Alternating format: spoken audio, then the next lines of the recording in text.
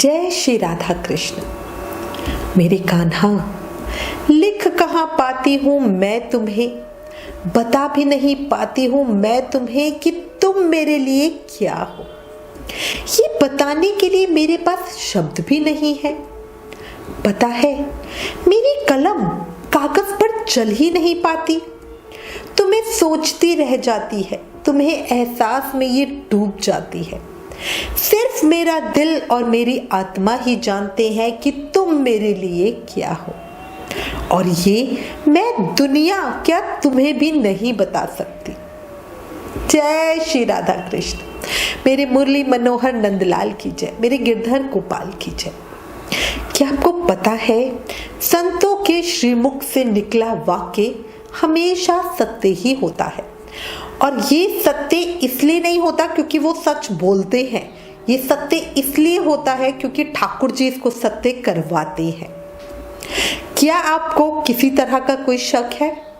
तो चलो अब एक सुंदर सत्य घटना बताती हूँ। श्री गिरिराज गोवर्धन जी की तलहटी में एक सिद्ध गौड़िया वैष्णव संत रहते थे, श्री रामकृष्ण दास जी, जिनको सभी श्री पंडित बाबा के नाम से जानते थे। एक ब्रजबासन स्त्री संत बाबा की सेवा करने रोज आती और उनको फल आदि दे जाती थी। बाबा किसी को कभी अपना शिष्य नहीं बनाते थे। एक बार वो भोली ब्रजबासन स्त्री बाबा के पास आकर बोली, बाबा मुझे कौन सा मंत्र जपना चाहिए?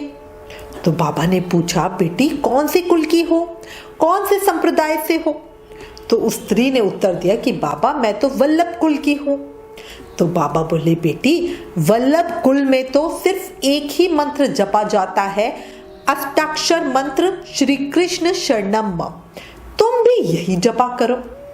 अब वो ब्रजबासन भोली स्त्री बोली, बाबा ये नाम मतलब कृष्ण का जो नाम है वो मेरे मुन्ना मतलब मेरे बेटे के चाचा मतलब मेरे जेठ जी का नाम है, मैं तो ये नहीं जप सकती हूँ। मुझे तो बड़ी लाज आती है कि जोर जोर से मैं अपने जेठ का नाम लूं। तो बाबा बोले, अच्छा तो ये बताओ तुम उनको क्या कह के बुलाती हो?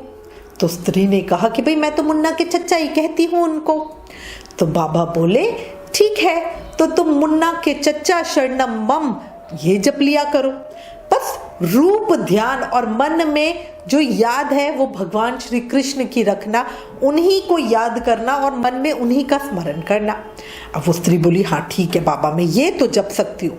अब ये कहकर वो स्त्री कुछ गहरी सोच में हो गई। तो बाबा बोले, अच्छा और क्या पूछना चाहती हो वो भी बता दो। तो वो स्त्री बोली, बाबा मेरे मन में बस एक इच्छा है कि भगवान मुझे बड़ी एकादशी के दिन ही अपने धाम लेके जाए। तो बाबा मुस्कुराए और बोले, ठीक है ऐसा ही होगा, तू ये बताया हुआ नाम जप कर और अंदर से भाव स्मरण भगवान का ही रखना। अब वो स्त्री ने कहा ठीक है। अब वो चली गई और दिन रात जैसे बाबा ने बताया था वो जाप करने लगी। एक समय आया, बाबा ने शरीर छोड़ा। धीरे धीरे वो स्त्री भी बूढ़ी हो गई, और जब वो बहुत ज्यादा बूढ़ी हो गई तब एक समय बड़ी एकादशी आई, और उस दिन एकाएक एक नीला तेज उसके सामने प्रकट हुआ। भगवान स्वयं उसे लेने आए और कहा कि चल मेरे साथ, मैं तुझे लेने आया हूं। अब भगवान ने उसे याद भी दिलाया कि तूने पंडित बाबा से अपनी इच्छा कही थी ना कि तुझे बड़ी एकादशी वाले दिन ही मेरे धाम जाना है, तो आज मैं बाबा की वाणी सत्य करने स्वयं यहाँ आया हूं। देखो उस स्त्री का जो मंत्र था वो तो अजब गजब था, पर संत के मुख से निकला था, तो इसी वजह से इस मंत्र का स्मरण करने मात्र से वो स्त्री श्री भगवान के साथ गोलोक धाम को चली गई। और यही है संतों का प्रताप। बोला भक्त और भगवान की जय। इसीलिए कहती हूँ ज्यादा से ज्यादा सत्संग किया करो, साधु संतों की सेवा करो। क्या पता उनके श्रीमुख से आपके लिए भी कोई ऐसा वाक्य निकले और आपका जीवन ही सफल हो जाए, है ना। प्रीत करो भगवान से, मन मांगो फल दाम, तजकर फल की कामना, करिए भक्ति निष्काम। बोलो बांके बिहारी लाल की जय, मोर मुकुट बंसी वाले की जय, वृंदावन बिहारी लाल की जय। अब आपने सुन लिया, सिर्फ संत की बात को पूरा करने के लिए ही ठाकुर जी ने उस स्त्री को मुक्ति दे दी, और यही संतों का प्रताप है। और इसलिए मैं हमेशा हमेशा आप सबको कहती हूँ, संतों का संग करो, सत्संग करो। जय Shri Radha Krishna.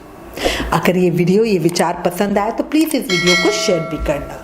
Please like, share and subscribe. Thank you. जय श्री राधा कृष्ण।